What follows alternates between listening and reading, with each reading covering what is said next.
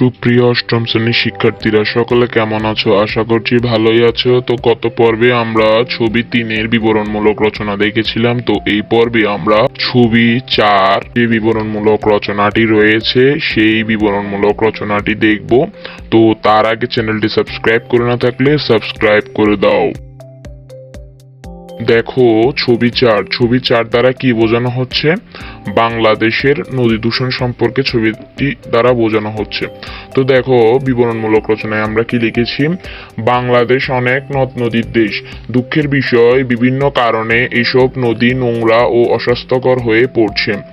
একটি কারণ হলো যে কারখানা এবং ভবনগুলি খুব দ্রুত এবং নদ নদীগুলির উপর কিভাবে প্রভাব ফেলে তা চিন্তা না করে নির্মিত হচ্ছে।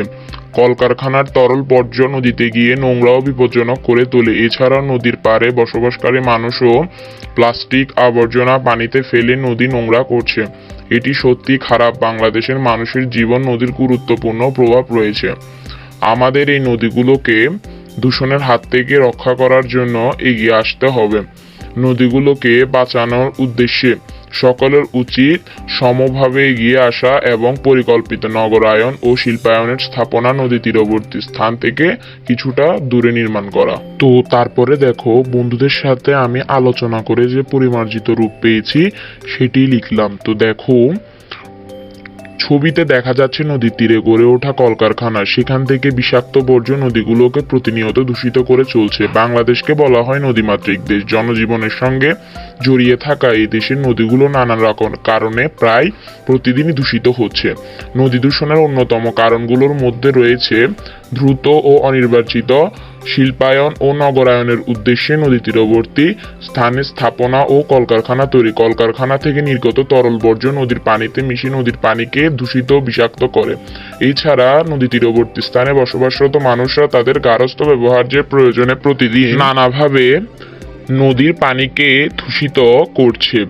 মানুষের ব্যবহৃত প্লাস্টিক পলিথিন নদীর পানিতে মিশে নদীগুলোকে মৃত নদীতে পরিণত করছে, যেমন বুড়িগঙ্গা নদী। তো বাংলাদেশের মানুষের জীবনে নদীর গুরুত্বপূর্ণ প্রভাব রয়েছে। আমাদের এই নদীগুলোকে দূষণের হাত থেকে যথাসম্ভব রক্ষা করতে হবে, অর্থাৎ রক্ষা করার জন্য একত্রে এগিয়ে আসতে হবে।